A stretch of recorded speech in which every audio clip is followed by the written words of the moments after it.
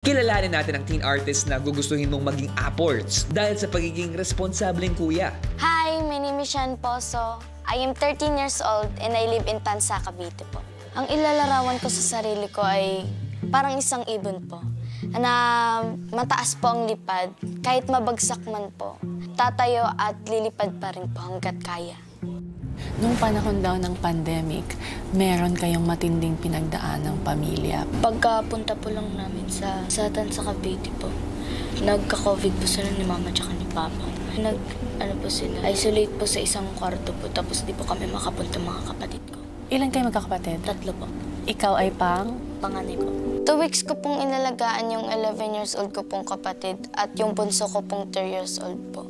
Naging mahirap din po, pero nalagpasan naman din po namin na maayos. Ngayon nasasabag po ako sa blind audition.